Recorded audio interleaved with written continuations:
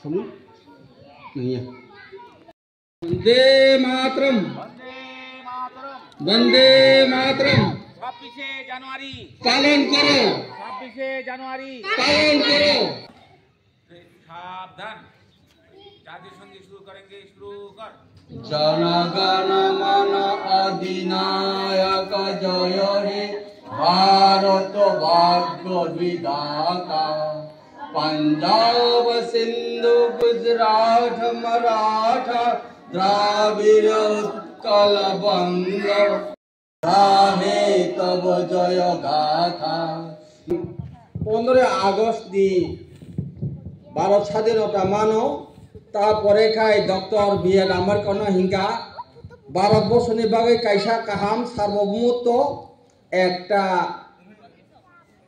সংবিধান গঠন মা খাইনাই সংবিধাননি বাগে যুতনো প্রস্তাব রেখা কাহাম খাইনা বাগে তারপরে দিননো 26 জানুয়ারি যখন প্লেস খাই রেখা এঙ্গাইনো 26 জানুয়ারি পালক দিইনি প্রজাতন্ত্র দিবস হিসাবে চুনরি জাকা 1949 সালের 26 নভেম্বর ভারতের সংবিধান রচনা সম্পূর্ণ হয়। এরপর 1950 সালের 26 জানুয়ারি আমরা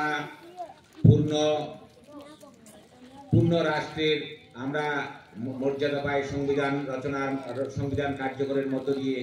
তবে আমাদের ভারতবর্ষের সংবিধান কার্যকর হয় রচনা কমপ্লিট হয় 1949 সালের 26 নভেম্বর আর কার্যকর হয় চকল মাছা মানে এটার কাজ শুরু হয় 1950 সালের 26 জানুয়ারি নিপুংটা তখন ওই 26 জানুয়ারি আমাদের নিপুংটা ওই আগে যে আমরা স্বাধীনতা দিবস পালন করতাম বাস কালস পরে 15 আগস্টের পরে 15 আগস্টের স্বাধীনতা দিবস হিসেবে পালন করা হয় নিপুং খায় ওই 26 জানুয়ারিরও একটা বাস কালস পরে টং থ্রি তে সকল মুং খায় তাই 26 জানুয়ারি আমরা প্রতি বছর এই প্রজাতন্ত্র দিবস হিসেবে পালন নুং খায় কয় আজ নিপুং ব্রিটিশ যখন প্রায় বাস কালস পরে টং ভারতবর্ষ রাজত্ব করেছিল তখন আমাদের মধ্যে